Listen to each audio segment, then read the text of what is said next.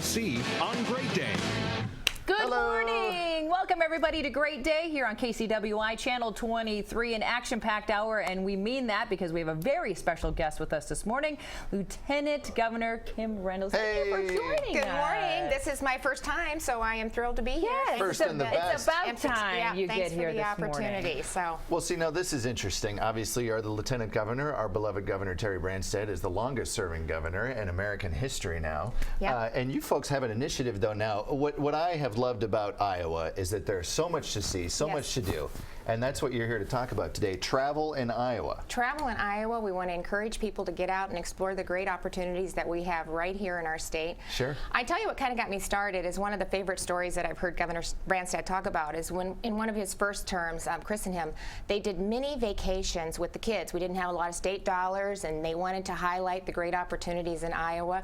And so I think Eric, the oldest one, was about 8. Chris might have been pregnant with Marcus at that time, and they had been to a couple of museums when it was like today, almost 90. And at the end of the day, they were interviewing the governor about his day, and he was talking about the wonderful time in the museums. And of course, they dropped the microphone down to Eric and said, "What do you think? How was your day? Has this been great?" And he goes, "I'm hot and I'm bored." And so, you know, Governor Branstad does a much better job of telling the story because he lived it. So he said, of course, you know, who got all of the media and all of the attention that day. And I thought, you know, Kevin and I have 7 grandchildren, and what a great way to make a memory with our grandkids. And so we're going to head out, and we're actually going down to Red Rock, and we contacted, because we don't have a camper, we don't get to do this very often. Kevin has a tent. He's a big tenter. And we've done a practice run in our middle daughter's backyard. They've got a pond. It looks kind of like a park. With Don't 3. look toward the house, look toward the trees. You know, bathroom right behind with 3 small children in case we need to, you know, run into the house really quick. But we're going to go down. Vanco Camper Rentals is actually down by Pella. And you can rent a camper, and they take it to the campsite, and our whole family is going to drive down, and we're going to have a campfire and take the boat out on the lake and do some fishing and biking. And see what you're talking about. They've called it glamping, I've heard this. A little bit of glamour this is camping. New to me, glamping. I've never heard of this. It's if you want to go camping, but like I do, if you want to go camping, but you don't really want to rough it. You don't want to go digging anything or something like that. You know, that sounds like the kind of camping I would enjoy. Well, exactly. But it's the best of both. So, you know, like I said, we've done the tent. We don't mind doing that. Kevin brought the mats for all of the sleeping bags. Kevin is my husband.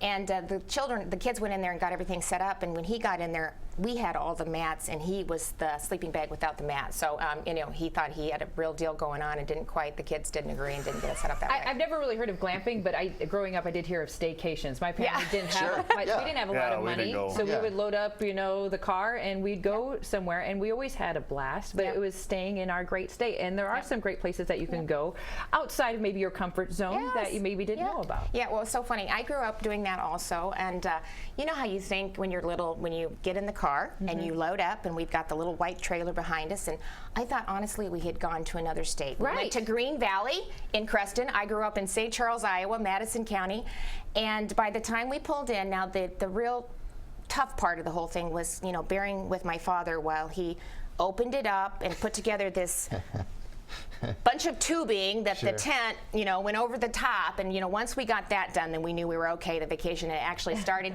But I was in Union County in Creston at Green Valley, and I was just sure we'd left the state of Iowa. So, you know, great memories, a lot of fun. You know, there's a lot of places like that. Just last week, I was at the Honey Creek Resort. Have you folks been down there? I need to go Lake there. Rathbun. Great things. Beautiful place. And again, Iowa has so much to offer. I got there. The lake is huge. The resort is beautiful. There's so many different places to go. But Honey Creek, I just happened to be there, and it was fantastic. But yeah, a lot of places in Iowa. Yeah, so we want to encourage other families to do that. We've done Honey Creek with the grandkids and the kids because we want to bring the grandkids, and then guess what? That their parents want to come and be a part of it also. You know, especially if mom and dad are, you know, funding the weekend, then they really want to be a part of it. That is a great opportunity. They have the hotel and the cabins, and tons to do. A golf course, tons to do.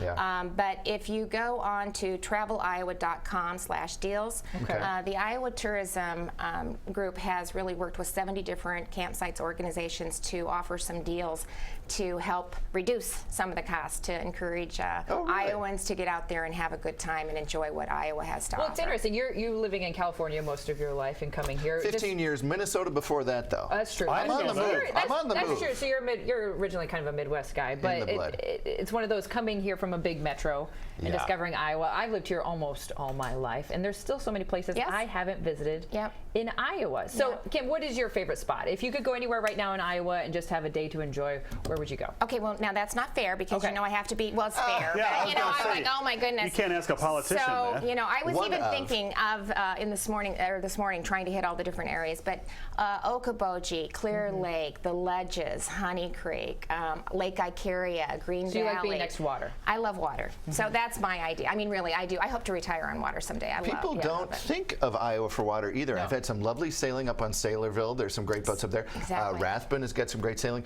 Big Creek, which is just north of Des Moines. People don't think of Big Creek Lake. Great sailing and boating up there. You can rent a fishing boat for $30. See? It's reasonable. With motor. I won't spend long talking about RAGBRAI because everybody here hates it because I love it so much. But one of the things I love about it is you go through the parts of Iowa you don't see from the interstate, and it's a gorgeous state on a bike. And you just hear that over and over, and I think that's why people come back and do it again. I mean, you get to eat your way through Iowa, which I'm a big proponent of that. You know, it doesn't get much better than that.